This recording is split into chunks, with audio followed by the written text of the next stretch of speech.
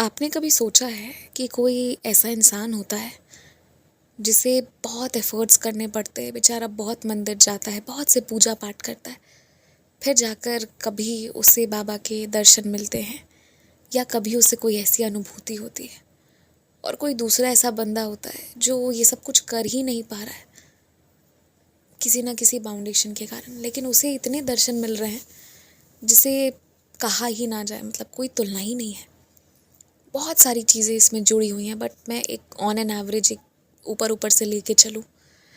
आप एक चीज़ सोचना कि आपको पता है यहाँ पर जितनी चीज़ें हैं ना, जितनी भी चीज़ें, जितनी भी शक्तियाँ हैं, सबका संचालन एक ही जगह से हो रहा है। अब इसे आप शिरडी मानो, वैष्णो देवी जी मानो, आप इसे गोल्डन टेम्पल मानो, आप जो मान लो, ये उस एक ही जगह से संचालित हो रहा है। उन्हीं के चरणामृत से इस सारी सृष्टि का संचालन हो रहा है। और आपको पता है एक बात, बहुत लोगों को आप देखना कि उनको ना बहुत सारी चीज़ें मालूम हो जाती हैं, बहुत कुछ होता है। एंड आई थिंक बहुत लोग क्यूरियस होते हैं कि हमें ऐसा कुछ क्यों नहीं होता, या हम इस स्टेट पे कैसे जाएं। और जब कोई ये इसका एक आंसर तो है मेडिटेशन, पर अगर ये चीज़ कहा जाए तो बहुत लोग कहते हैं हम तो बहुत सालों से कर रहे हैं पर इससे कुछ नहीं हो रहा, या बहुत लोग करना नहीं चाहते XYZ रीज़न। मैं आपको कहूँ, आप मेडिटेशन भी नहीं कर सकते हो ना, तो इफ़ यू रियली वांट कि आप एक बार बाबा से जुड़ो, मतलब आप सच में एकदम जैसे कहते हैं ना कि आपका सोल उनसे बात करे, आपकी आत्मा उन तक पहुँच के और आप बात करो, मतलब आप उनमें हो जाओ। तो अगर मैं मेडिटेशन कहूँगी तो फिर तो आधे से ज़्यादा लोग घबरा जाने हैं, तो मैं मेडिटेशन नहीं कहूँगी, मैं एक ही चीज़ कहूँगी। जब आप अपना हृदय, अपना मन, सब कुछ को थोड़ी देर के लिए ना खाली कर देते हो, अब जो मैं ये कह रही हूँ ना खाली कर देते हो, इसका मतलब यहाँ पर यह है कि कोई भाव नहीं है, कुछ नहीं है सिवाय एक चीज़ के कि आप उस वक्त सिर्फ एक ही रियलाइजेशन में हो कि बाबा आपकी मौजूदगी है। अब चाहे वो भोले बाबा हैं, चाहे वो हनुमान जी हैं, चाहे जो भी हैं, साईं बाबा है।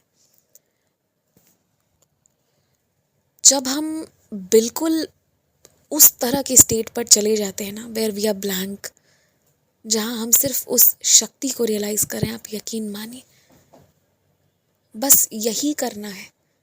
एक पल के लिए अगर आप पूरी शिद्दत से, बहुत जिसे कहते हैं ना, पूरी चाहत, पूरी तमन्ना, पूरी एनर्जी से उनके होने को मानोगे तो ना वो निश्चित ही ऐसा कोई ना कोई काम ज़रूर करेंगे जिससे ना वो आपको इस चीज़ को और अच्छे से मनवा देंगे। एंड वहाँ से आपका कम्युनिकेशन स्टार्ट हो जाएगा। आप यकीन मानिए आपको 1 to 1 एक एक रास्ता बताएंगे, क्या आपको करना है, क्या नहीं करना है। जिसे कहते हैं ना स्वयं भगवान उतर कर आ जाएंगे, वो आ सकते हैं। वो हर उस व्यक्ति के पास है जो ना थोड़ी देर के लिए ही सही, मगर ना मन में किसी के लिए कोई चीज़ नहीं रख रहा है, सिर्फ उनके होने को एक्सेप्ट कर रहा है। सबसे बड़ी बात हमारे साथ क्या होती है ना कि हम ये एक्सेप्ट करने में ही बहुत टाइम लगा देते हैं, क्योंकि हमारी भक्ति ना कभी लगता है कि वो हैं, और कभी ऐसा हो जाता है कि हम डाउट करते हैं कि पता नहीं भगवान है या नहीं है, all depending on our situations. और कभी कभी हमें ये तो भरोसा रहता है कि वो हैं, लेकिन उनके होते हुए भी हम अपने लाइफ के प्रति, अपने प्रति कुछ गलत कदम उठाना चाहते हैं, अपना ही नुकसान करना चाहते हैं, क्योंकि लाइफ हमारे कंट्रोल में नहीं चल रही है।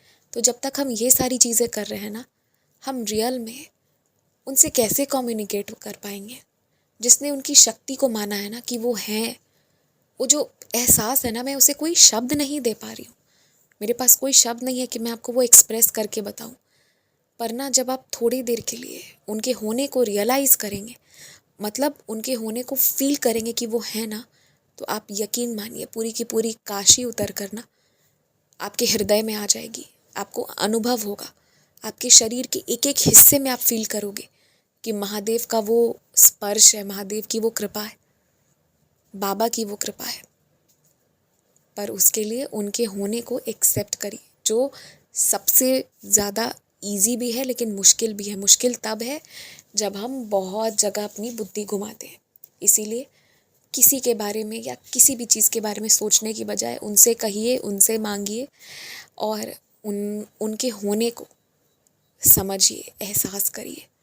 और सबसे सुंदर एहसास ही यही है ना कि उनका एक स्पर्श मिलना, बाबा का एक स्पर्श मिलना कि वो है, या वो जब आप को नहीं, आपकी आत्मा से जब बात करते हैं ना, तो वो जो कम्युनिकेशन होगा ना, वो इतना डिवाइन, इतना सेटिस्फाइंग होगा ना, जिसे कोई वर्ड्स नहीं दिया जा सकता। पर वहाँ तक पहुँचना ना मुश्किल नहीं है। पहले मुझे लगता था, बहुत लोगों को सुनती थी मैं, मुझे लगता था बहुत मुश्किल है।